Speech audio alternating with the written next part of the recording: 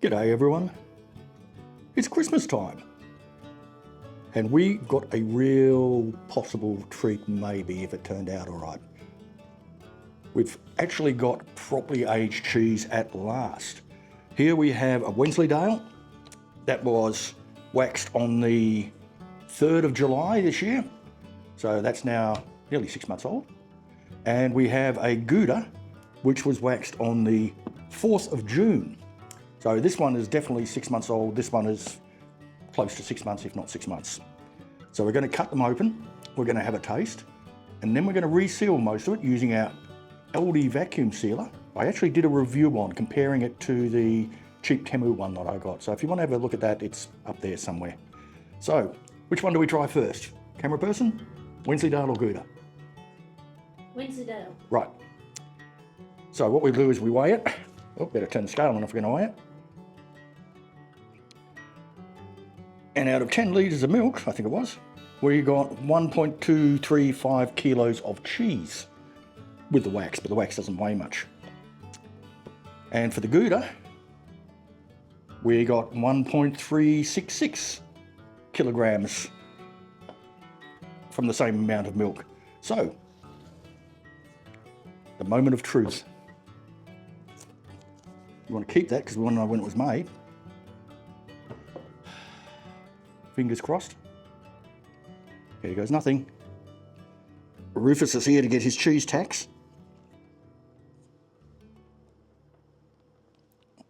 It's cutting nicely.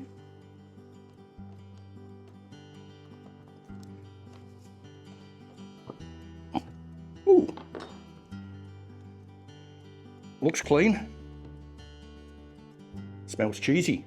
So there it is. This is meant to be a nice cheddar-y style cheese, relatively flavoursome and a little bit crumbly, I believe, and is Wallace and Gromit's favourite. That means it must be good. So let's pop that out of the way and out of the way of Rufus, and let's slice off a little taster.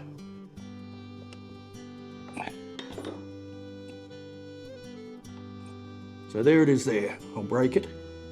There's a few air bubbles in it. I'm not sure if it's meant to have it, but it seems to break like cheese. Smells like cheese. Tastes like cheese. Oh, that's good. That extra thyme is just, creamy, very cheesy. I'm going to have to give some to the camera person. Unlike our undersalted Gouda, there's no bitter aftertaste whatsoever.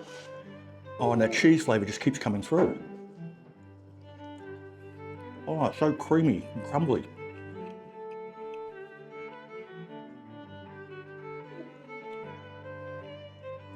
Little camera person? Processing. Processing? It's not processed cheese. Oh, Oh, that's a beautiful cheese. I am impressed. Very creamy. It's got a nuttiness. Very smooth. Definitely, wow. That has aged beautifully. So I'm going to keep a little chunk out of it for Christmas. Yum. Going to age this half another 6 months. That'll be really good. I remember Wensleydale toasted really well too, melted. Yeah, melts very well. So there we go. Now, What about Rufus? that's the ultimate test I was about to do. Do you think he likes it? Do you want this? Flavour just keeps coming through. Do you want some cheese? Gentle. They didn't even taste it. So there we go. I am really, really impressed with how nicely that turned out. It is really good. So we'll get a clean knife and my sloped Gouda. Let's cut him. This one's a little bit older. Yeah, it's got the springiness of Gouda. Now we tried our unsalted, and I'll link to that up there, and it was quite good, but it was really good when we toasted it. Oh, melted beautifully. Right, here we go. And again, a few bubbles in there. And Gouda is meant to be, what, creamy, smooth, nutty. Doesn't have much of an aroma at all. So let's have a taste. Let's slice off our taster.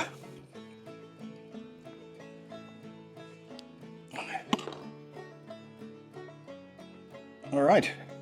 Well, it definitely has that springy texture of Gouda. And if I break it, it seems to break like Gouda.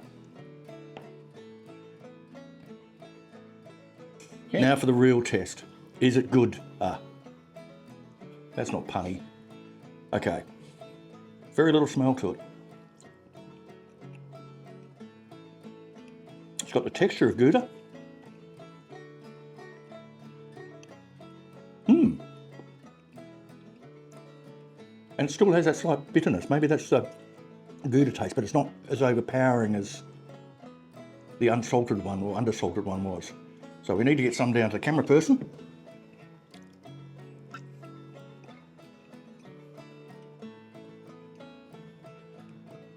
Wow. That's definitely Gouda consistency. Gouda's quite mild. Oh, I love it. So creamy. It is. And it's got the right texture of Gouda. Delicious. Definitely nicer than the undersalted one. It's got this, there's a taste in the background. It's really, really nice. Interestingly, I actually prefer this to the Wensleydale. Do you? I prefer the Wensleydale, but what we need to do then, This has a beautiful creaminess. put that to the side, is a side-by-side taste.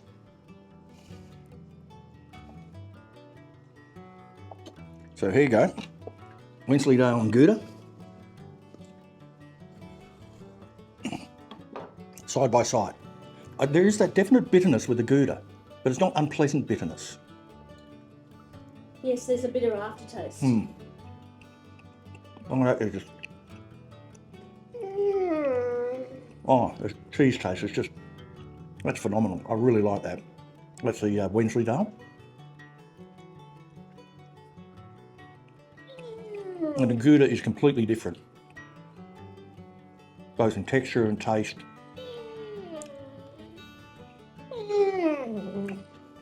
All right.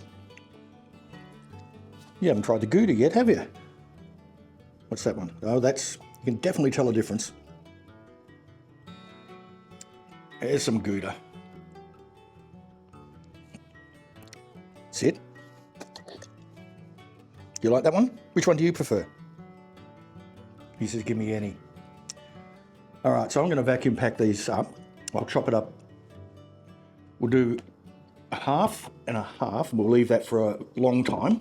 We'll do a quarter of this in a vacuum, a quarter of the Gouda, and we'll use quarter over Christmas. But I am really, really happy with that. That's made all the effort worthwhile, don't you think? Don't you think, Shans? Yes. So if you want to see how these were made, the full videos are in the cheesemaking, curdling your fear playlist. And you're not going to give up, are you? So go and have a look if you want. But I reckon these are great cheeses. If you've tried them, give me a yell. Let me know in the comments. Like, subscribe, and hit that bell icon while you're at it. But a big thank you to Gavin Weber, whose recipes and PDF books that I used for the recipes of these. And I actually think I got them right according to his recipes. But damn good cheese, young Wallace. Enjoy life. I'll catch you in the cheese shop.